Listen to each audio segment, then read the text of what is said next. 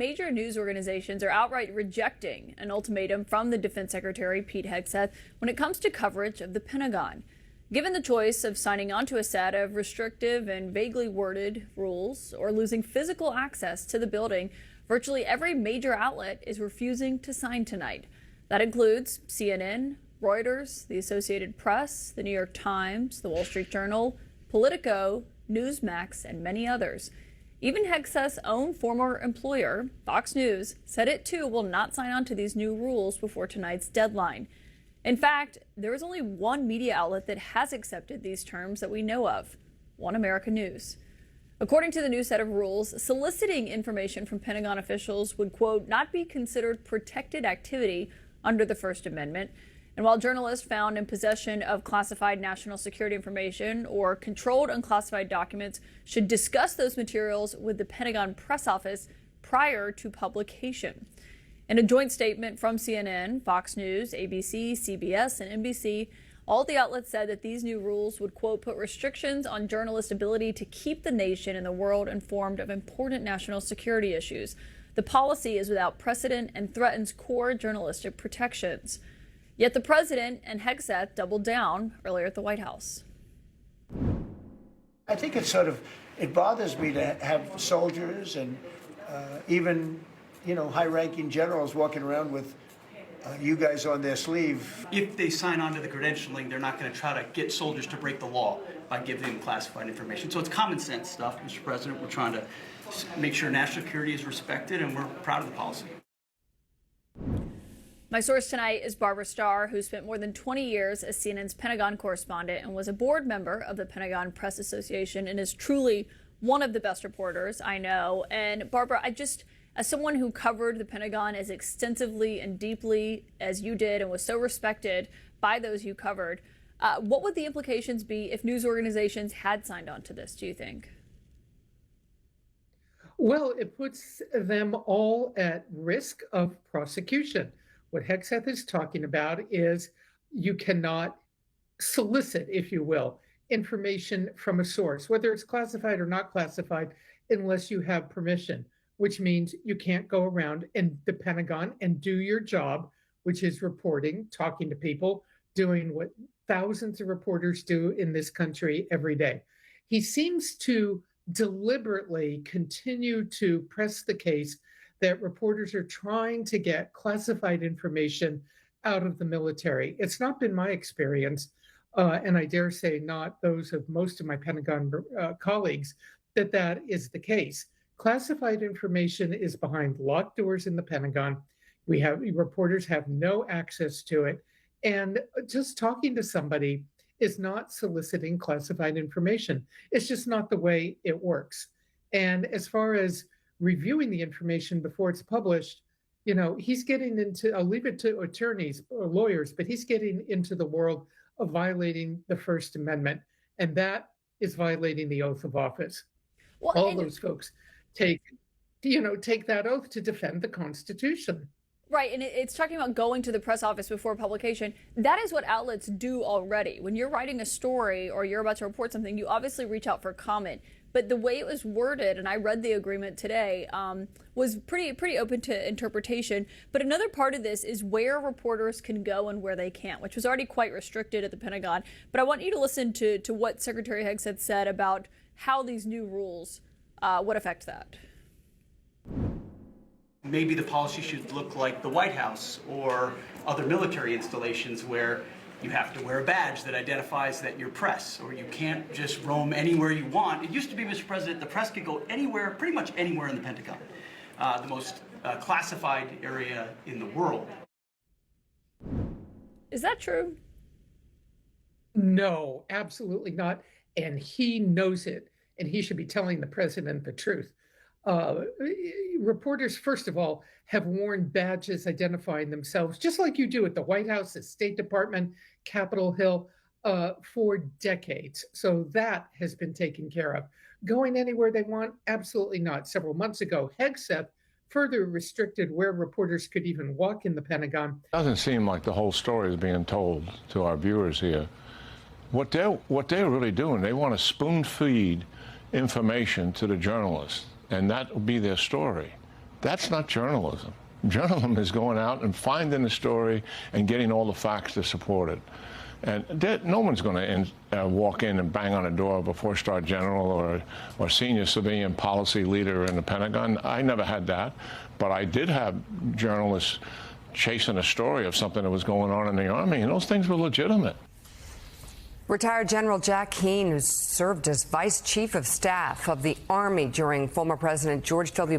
Bush's first term, criticizing the new Pentagon policy instituted by Defense Secretary Pete Hegseth. We'll get more insight on that change from a journalist who has covered the Pentagon for two decades. And you know what, Mika? The important thing about that is the general is old enough to remember how the Pentagon lied repeatedly during the 1960s across the Kennedy administration, the Johnson administration, and the Nixon administration. It was constant lies every day.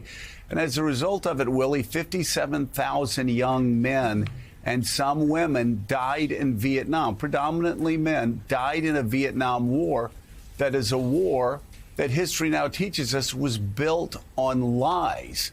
And what do reporters think looking back? We should have asked tougher questions. We should have pursued the truth more. This isn't about Pete Hegseth or members of his family that don't want the press around.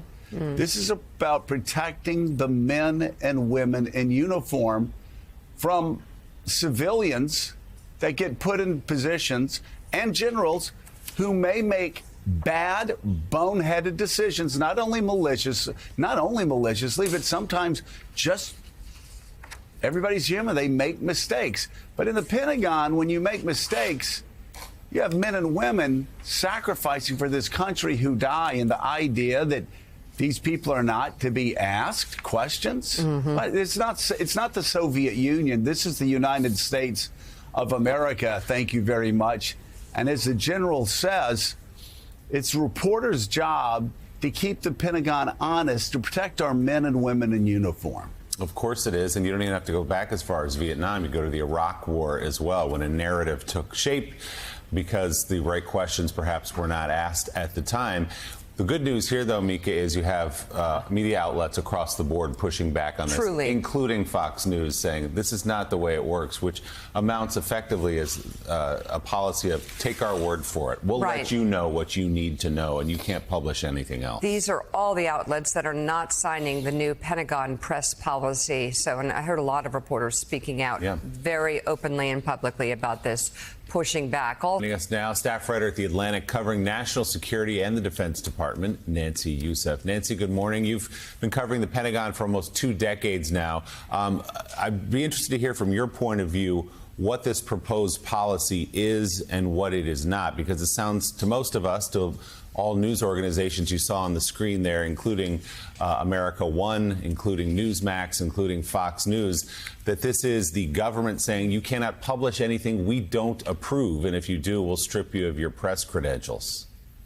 We hear it that way, and not only that, the Pentagon argues that if we put out information, and that we have to agree that we understand that putting out information, even unclassified information that they have not approved of, is a potential violation of national security and a breach of national security, which is something we can't agree to. That is agreeing that the release of information could pose a risk to national security. And so that is why you're seeing all of us band together. And I think it's a remarkable thing that every organization, nearly every organization, has come forward and said, we will not agree to this. And we're doing so because it goes against the principles of the First Amendment. Our responsibility is not to put out what the Pentagon wants us to put out, but to put out information that the American public needs to know about an organization that takes nearly $1 trillion of taxpayer dollars and has the awesome responsibility of potentially deploying America's sons and daughters into harm's way. Yeah, I mean, you know, John Heilman, this is an organization that does get like $1 trillion. We all grew up with stories that were because of the press going in and finding out, well, what, $200 toilet seats, like, you know, $800 hammers. I mean, we've grown up around this. It's not just about boneheaded decisions made by Pete Hegseth. A lot of it has to do with one of the most just absolutely mind-boggling bureaucracies in Washington, D.C. I always tell people that, what are the jobs that, you just don't want in Washington, D.C.? And at the top of it, I say, you know what? The Pentagon. It is hard. You better have about 5 Sherpas before you go in there and try to learn how to run it, because it is so complex. They're constantly trying to hide the ball from you, and they're constantly trying to figure out how to protect their own fiefdoms. Well, that's against the Secretary of Defense in like every administration. And the idea that Pete Hegseth actually is calling off the watchdogs, calling off the free press.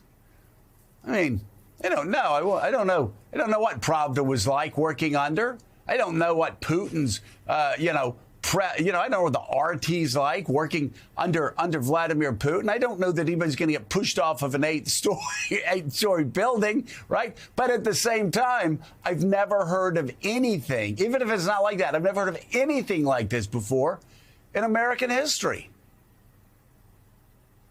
I don't think anything exists like this before in American history, Joe. I can't think of anything. I have a roughly comparable example or parallel from the past. And look, there's a million things to say about this. That some of them have already been said. What you're seeing here is continued pushback. And again, I've talked about how this is absolutely pissing off the actual men and women that work at the Pentagon, that serve their country, that have been top officials in the military, because a lot of them do support the First Amendment.